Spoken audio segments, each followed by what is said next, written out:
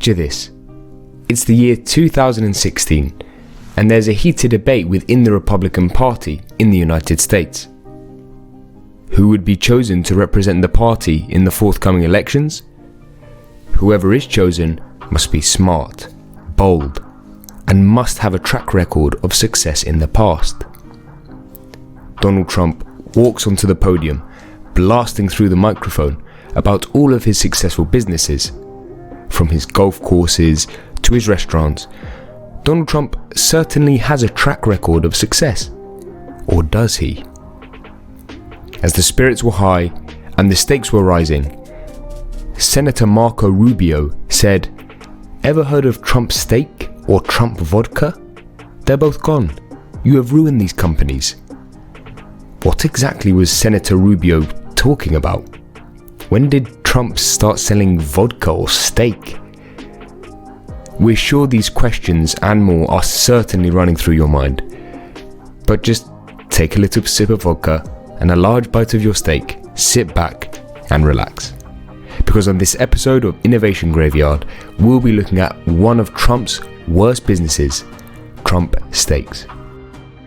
In the summer of 2007, while everyone was still basking in the release of the latest and greatest smartphone, the iPhone, Donald Trump wanted to stake his claim as a great businessman too. He was looking for opportunities to slap his name on any product, sit back and watch the profits roll in. Just a year before, Donald Trump was busy selling Trump vodkas.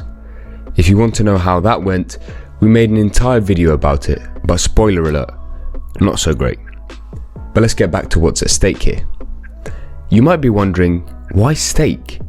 I mean, the Trump brand was considered hypermasculine and decadent.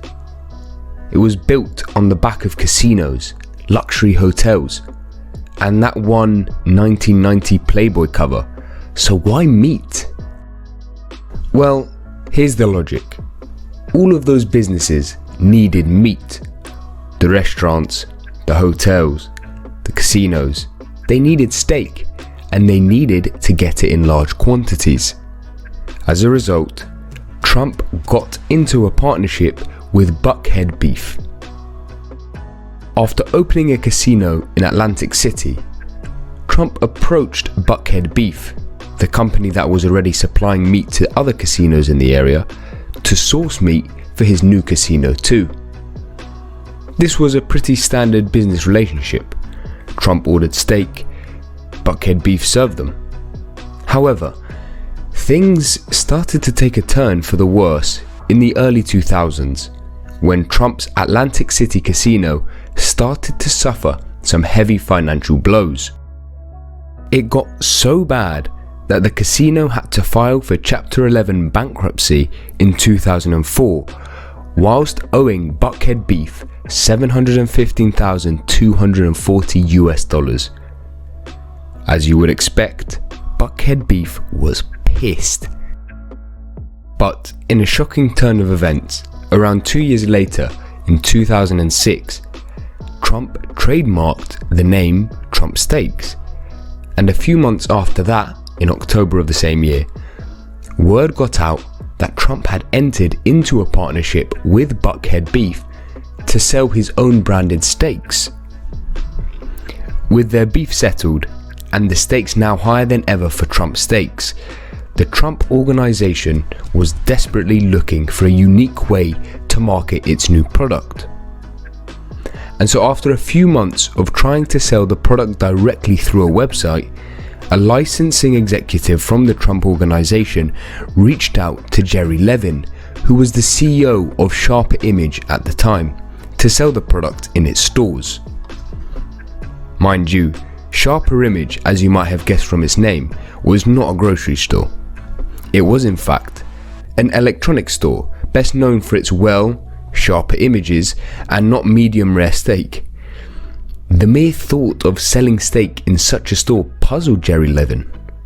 However, he only agreed because he had been brought in by the company about 18 months prior to help salvage the company from going down.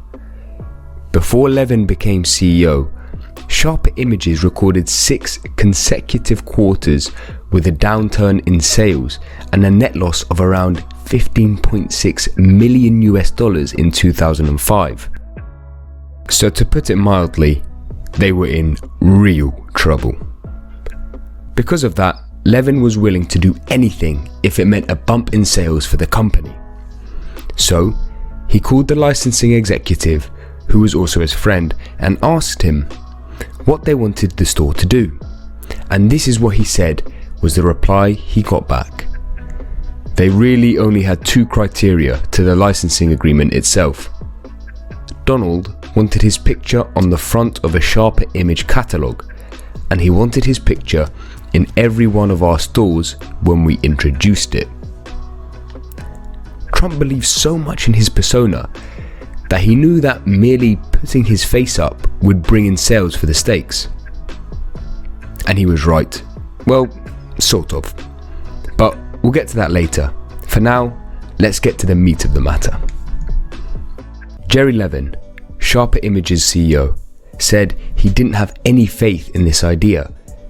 He didn't believe it would work at all because, again, they were an electronics company. And as a result, he didn't invest any of his personal money into the idea. The company simply handled the logistics, while the Trump organization handled all the rest. And on the 8th of May 2007, Trump Steaks was launched alongside Sharper Image in what was a huge media frenzy.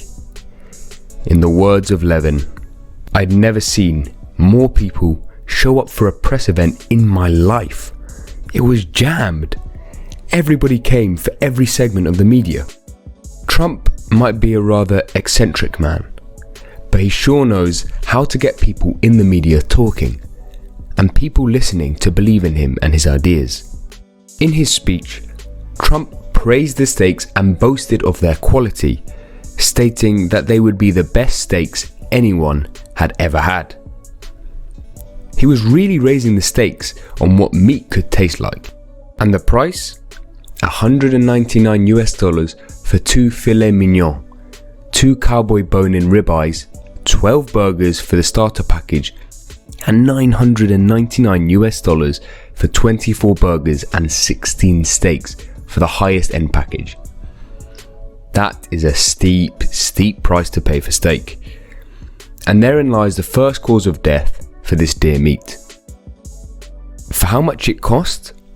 The Trump steaks were considered mediocre at best on launch.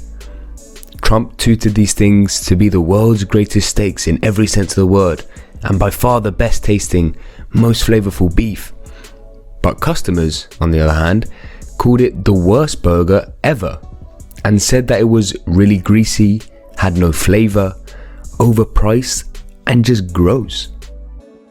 And this isn't just hearsay or people who love to hate on Trump. Go on QVC.com right now and you would still find these reviews to this day. The Trump steaks sit around 50% of 1 to 2 star reviews. It turned out that Donald Trump overestimated the value of his face on a slab of meat. People might be willing to go to a hotel or play in a casino named after you, but for something that would go into their bodies, people do not just want the most recognizable name and face. They want something that they would actually enjoy. And there were many other steaks that provided just that, and for a much lower price. But the Trump steaks weren't all bad though. Remember Sharper Images? Well, it turns out that although Trump's face couldn't sell steaks, they could sell electronics. While Sharper Images couldn't sell as much as $50,000 of steaks, they sold millions of dollars in other products. Basically, people would see the Trump sign outside the window of the stores, walk in, and buy something else from the store, probably something they believe should be in the store in the first place. After 2 terrible months of sales, Sharper Images removed the steaks from their shelves. You could say that the stakes were no longer high. You might think that Trump probably lost a lot of money in his venture, But he actually might not have. Because the spike in sales for Sharper Images only went to prove just how influential Donald Trump was, and how literally just a picture of his face could sell anything. Okay, maybe not anything, but you get the point. After winning the primaries in Mississippi and Michigan on his way to the White House in 2016, Donald Trump brought out a piece of meat that he claimed was Trump's steak to defend the success of his idea. However, when it was quickly discovered that the trademark for Trump steaks was cancelled in 2014, Trump rushed to his defense saying, no, they're sold differently, but it's the same thing, it's an offshoot of it. Classic Donald Trump. For more interesting videos about the biggest innovation failures in the world of food, be sure to hit that like button, subscribe to the channel if you haven't already, and turn on the bell notification so that you never miss an upload.